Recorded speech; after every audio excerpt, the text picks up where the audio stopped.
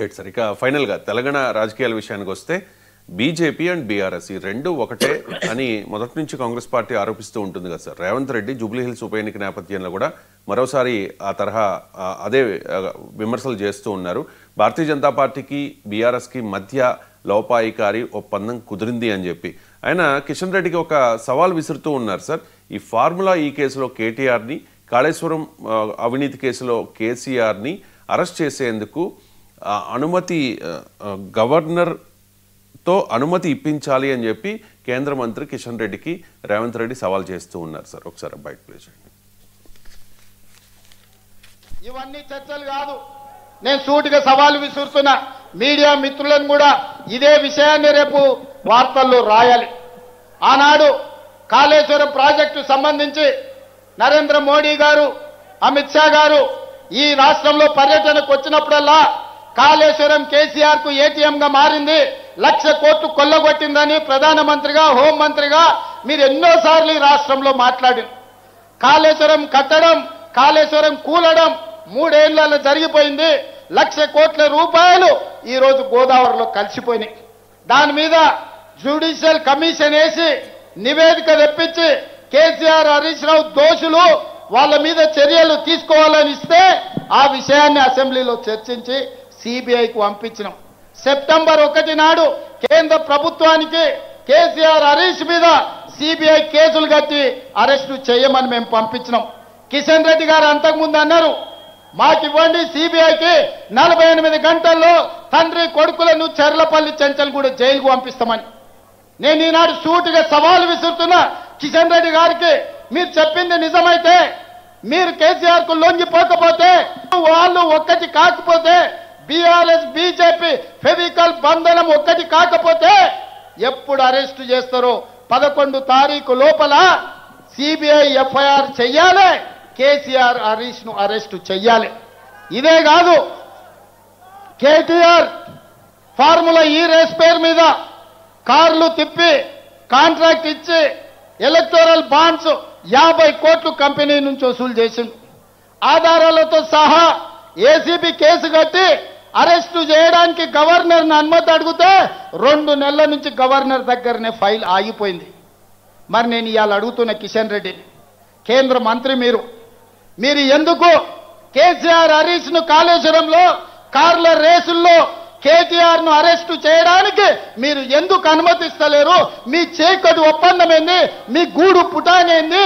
ఈ ఎన్నికల్లో మీరు ఆత్మహత్య చేసుకొని బీఆర్ఎస్ ను గెలిపించాలని కుట్ర చేస్తలేరా? ఎందుకంటే రేపు బీఆర్ఎస్ బీజేపీలో విలీనం అవుతుంది. Right sir. కేసీఆర్ని, కేటీఆర్ని కూడా బీజేపీ కాపాడుతోంది అనేది రేవంత్ రెడ్డి వెర్షన్ సార్. ఏమంటారు సార్? అంటే మా తెలంగాణ రాజకీయాల్లో విచిత్రం ఏంటంటే ఏ 2 పార్టీలు కలిసి 3వ పార్టీ మీద పోరాడుతున్నాయి. ఇది ప్రధాన వివాదం. అసెంబ్లీ ఎన్నికలప్పుడు చూశాం, లోక్సభ ఎన్నికలప్పుడు చూశాం, జూబ్లీస్ కూడా చూశాం. ఎందుకంటే గ్రౌండ్ లెవెల్లో సిచ్యువేషన్ కూడా అదే. ఇప్పుడు బీజేపీ, బీఆర్ఎస్ 2 గనక కాంగ్రెస్తో పోటీ పడితే విడివిడిగా త్రిముఖ పోటీ రియల్గా జరిగితే కాంగ్రెస్ లాభం. అది కాక ఈ 2 పార్టీలు ఏదో ఒకటి బలహీన పడితే కాంగ్రెస్కు సవాల్ తప్పదు. ఇది మనం అసెంబ్లీ ఎన్నికల్లో చూసాం. ఇదే ప్యాటర్న్.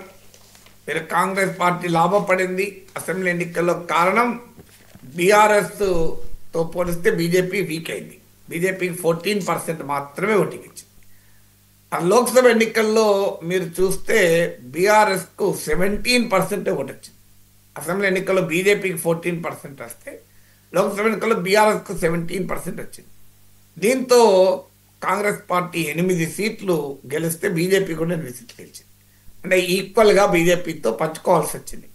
అసెంబ్లీ ఎన్నికలలో సాధించిన మెజారిటీ లోక్సభ ఎన్నికల్లో రాలే. అందువల్ల ఇప్పుడు జూబ్లీ హిల్స్ ఎన్నికలకు కూడా అదే జరుగుతుంది. నేను మొదటి నుంచి చెప్తున్నాను. మళ్ళీ మీకు 11th రోజు ప్రిడిక్షన్ చెప్తాను, 14th రోజు రిజల్ట్ మనం చూస్తాం. నేను మొదటి నుంచి చెప్తాను, బీజేపీ ఓటింగ్ కనుక 25% దాటిందనుకో కాంగ్రెస్ గెలిచిపోతుంది. 20% దాటితే గెలుపుకు అవకాశాలు, 10 to 15% ఉంటే బీఆర్ఎస్కి లాభం. అందువల్ల బీజేపీ ఓటింగ్ పెరుగుతున్న కొద్దీ బీఆర్ఎస్కి ఛాలెంజ్, కాంగ్రెస్కి లాభం. అందువల్ల బీజేపీ బీఆర్ఎస్ ఒక్కటి అని చెప్పడం ద్వారా ఆ రెండు పార్టీల కలిసి మా పైన అటాక్ చేస్తున్నామని చెప్పడం ఒక లక్ష్యం. అందులో జూబ్లీహిల్స్కి వచ్చేవరకు ఏమవుతుంది అంటే ముస్లిం ఓటింగ్ కూడా గణనీయంగా ఉంటుంది. ఆ ముస్లిం ఓటు బీఆర్ఎస్కి అనుకూలంగా కూడా ఉంది. ఇప్పటివరకు సర్వేలు చెప్తున్నాయి ఏంటంటే కాంగ్రెస్ కన్నా కూడా బీఆర్ఎస్కి కాస్త ఆధిక్యత ఉందని. అందుకే కదా అజారుద్దీన్ మినిస్టర్ చేశారు. లేకపోతే ఇంత ఆగమేఘాల మీద చేయడం ఎందుకు, రిజల్ట్ వచ్చాక చేయొచ్చు కదా. కానీ ఇప్పుడు బీజేపీ బీఆర్ఎస్ ఒక్కటే అని క్యాంపెయిన్ ద్వారా ముస్లిం ఓట్ను బీఆర్ఎస్ నుంచి లాగాలన్నది కాంగ్రెస్ రాజకీయ వ్యూహం. అలాగే తెలంగాణలో కేసీఆర్ వ్యతిరేక ఓటు బీజేపీకి కూడా వస్తుంది. ఇప్పుడు మీకు లోక్సభ ఎలక్షన్లో అదొక ఉదాహరణ. కాంగ్రెస్ ఓటింగ్ అసెంబ్లీ ఎన్నికల్లో లోక్సభ ఎన్నికల్లో అదే 40%. కానీ కేసీఆర్ వ్యతిరేక ఓటు అసెంబ్లీ ఎన్నికల్లో కాంగ్రెస్కు పడితే లోక్సభ ఎన్నికల్లో బీజేపీకి పడింది. అందువల్ల కేసీఆర్ వ్యతిరేక ఓటు బీజేపీకి పోకుండా కాంగ్రెస్కి రావాలనేది లక్ష్యం. సో అందువల్ల ఈ రాజకీయ లక్ష్యాలతో ఈ ఆరోపణలు ప్రత్యారోపణలు చేస్తారు. అందుకే నేను ఈవెన్ కాళేశ్వరాన్ని సిబిఐకి అప్పచెప్పినప్పుడు కూడా నేను అదే విశ్లేషణ చేశాను. రేవంత్ రెడ్డి చాలా వ్యూహాత్మకంగా అది కేంద్రం కోర్టులో వేశాడు. లేకపోతే ఇవాళ రేవంత్ రెడ్డి అన్నమాట బీజేపీ అనేది. ఎందుకు ఇంకా కాళేశ్వరంలో ఇంత అవినీతి జరిగిందని అన్నారు, ఎందుకు కేసీఆర్ని అరెస్ట్ చేస్తలేరు అనేవారు. నిజమే కదా, కేసీఆర్కు ఖైదీ నెంబర్స్ కూడా ఇచ్చేస్తారు బీజేపీ వాళ్ళు. ఈవెన్ అసెంబ్లీ ఎన్నికలకు ముందే అరెస్ట్ చేస్తామన్నారు. కవితను అరెస్ట్ చేయకపోవడం వల్ల అసెంబ్లీ ఎన్నికల సమయంలో బీజేపీ బాగా నష్టపోయింది కూడా. కేసీఆర్ అరెస్ట్ పై కూడా ఇలాగే చెప్పారు, 1,00,000 కోట్ల అవినీతి. నిజమే కదా, మీకు కాళేశ్వరం ఏటీఎంగా మార్చుకున్నారు ఇవన్నీ చెప్పారు కదా. అసలు ఇప్పుడు కాదు, కేసీఆర్ పైన ఎప్పటి నుంచో అవినీతి ఆరోపణలు బీజేపీ చేస్తుంది. ఇంతవరకు కేంద్ర కేసులు ఏమైనా ఉన్నాయా? ఇవాళ మనం దేశంలో చూడండి, ప్రతి పార్టీ పైన ప్రతి నాయకుని పైన సిబిఐ ఈడీ పడుతుంది, ప్రతిపక్ష నాయకుడు, నో ఎక్సెప్షన్. ఇక అందరిపైన ఉన్నాయి. సో మీకు కానీ ఒక్క కేసీఆర్ పైన సిబిఐ ఈడీ ఎందుకు పడదు? దాని రీజన్ ఉండాలి కదా. సో దానికి రీజన్ ఏంటి అంటే క్లియర్గా అర్థమవుతుంది మనందరికీ కూడా. ఎందుకంటే కాంగ్రెస్ వ్యతిరేక ప్రాంతీయ పార్టీని బీజేపీ ముట్టుకోదు. అది బీజేపీ వ్యూహం. ఎందుకంటే ఇప్పుడు కాకపోతే రేపైనా ఉపయోగపడతారు అని.